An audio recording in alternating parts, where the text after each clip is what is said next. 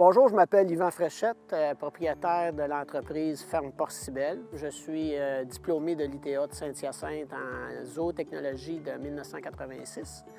Propriétaire de la ferme depuis 1995. C'est une ferme d'une génération en génération, donc je suis la troisième génération. Je l'ai acheté ça de mes parents. C'est une ferme de type naisseur-sevrage, donc j'ai 650 truies, 2 employés à temps plein pour m'aider dû à mes différentes implications dans la collectivité.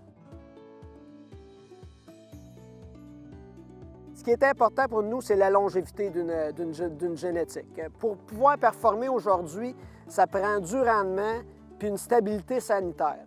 Donc, dans mon cas, les 2 critères importants, santé du fournisseur de cochettes est bien important pour moi. Être assuré que s'il y a un changement dans la santé du troupeau qui me fournit, bien, que les vétérinaires qui suivent le troupeau avertissent le mien le plus rapidement possible. Là-dessus, en 19 ans de carrière avec Alpha, j'ai été très bien servi de ce côté-là. Et mes truies ici, la longévité, donc bons membres, suffisamment de tétine, bon appétit, sont des critères qui, pour moi, sont essentiels dans l'arrive le choix d'une génétique pour performer. On est reconnu au Québec à travers le monde pour notre qualité de viande. Et ça l'a passé il y a plusieurs années par la race Duroc comme race terminale pour faire le porc commercial. Il y avait plein d'avantages à prendre le Duroc, celui d'avoir des bonnes performances zootechniques en engraissement, et celui d'avoir des jambons, une carcasse très appréciée, puis avec des belles coupes qu'on pouvait faire.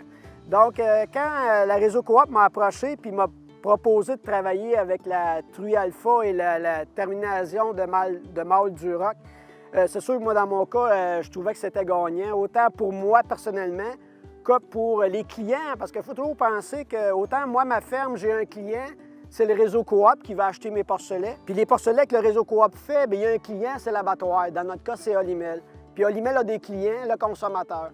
Donc, il faut s'assurer que toute cette synergie-là passe du consommateur jusqu'en bas, qui est, dans le fond, la maternité où on fait les porcelets.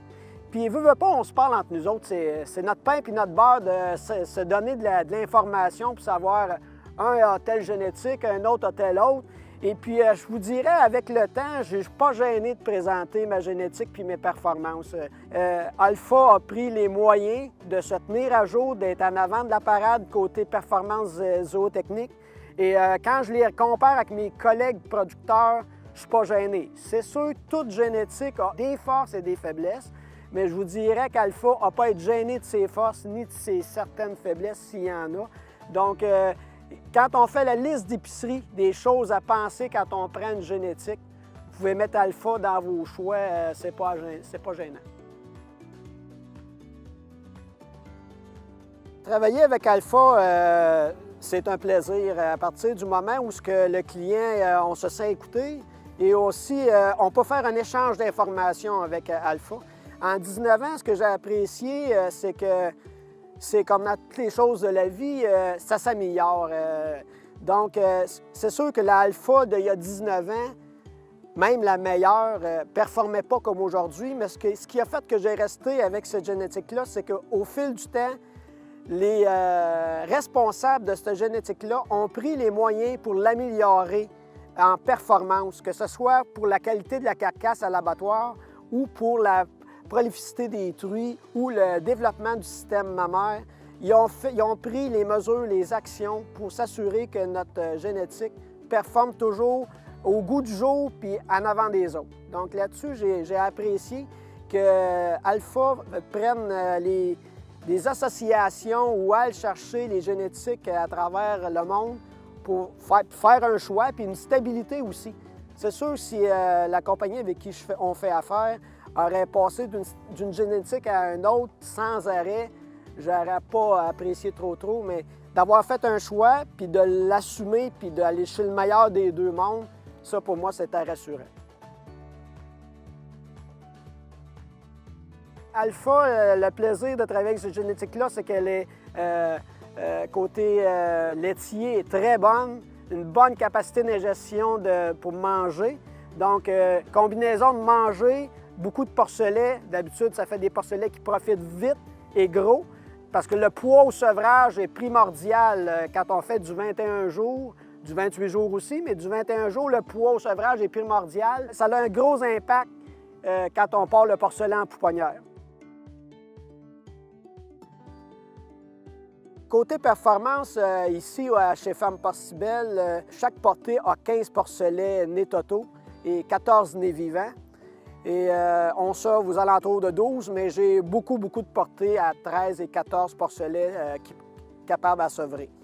Et c'est une belle évolution parce que si je me remonte en 2002, l'année où j'ai agrandi la ferme, où j'ai rentré aussi mon système gestal pour alimenter les mises bas, je faisais à ce moment-là 22 porcelets et demi par truie. Juste l'avènement de la technologie m'a fait gagner, m'a monté à 24 porcelets dans les 8 mois qui ont suivi avec la même génétique. Et maintenant, de 24 en 2004, on est rendu, l'année passée, j'ai fait 29 porcelets et demi. J'ai frôlé le 30 il y a 2 ans. Et cette année, on est sur les mêmes billes. Donc, c'est agréable. C'est sûr, quand on est rendu à ces niveaux-là, ça prend du fine-tuning, ça prend des efforts. C'est pas en restant assis à la maison que tout ça se passe. Mais il y a quand même une stabilité avec la génétique qui fait qu'on sait à quoi s'attendre. C'est une truie qu'on est capable de prévoir ses réactions, on est capable d'anticiper, une fois qu'on a compris la façon que cette génétique-là travaille, on est capable de le transférer les besoins à nos employés pour les superviser, puis nous aussi, on est capable. Donc, il y a eu une belle évolution dans la génétique, là, quand tu dis que tu passes de 24 à 30, puis j'ai certains collègues à 31, 32. Donc, il y a du potentiel, puis d'avoir les bons outils. Puis si on a la santé dans le troupeau, moi, je veux rassurer tout le monde, c'est une génétique qui peut performer si votre ferme où ce que vous la mettez est en santé. Dormez tranquille, ça va marcher. Veux pas, on se parle entre nous autres. C'est notre pain et notre beurre de se donner de l'information pour savoir un a telle génétique, un autre a telle autre. Et puis, je vous dirais, avec le temps, je ne suis pas gêné de présenter ma génétique puis mes performances. Comme je vous disais avant, Alpha a pris les moyens de se tenir à jour, d'être en avant de la parade côté performance zootechnique.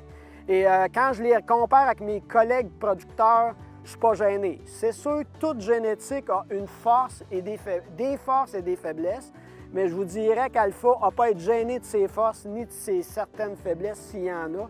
Donc, quand on fait la liste d'épicerie des choses à penser quand on prend une génétique, vous pouvez mettre Alpha dans vos choix, c'est pas gênant.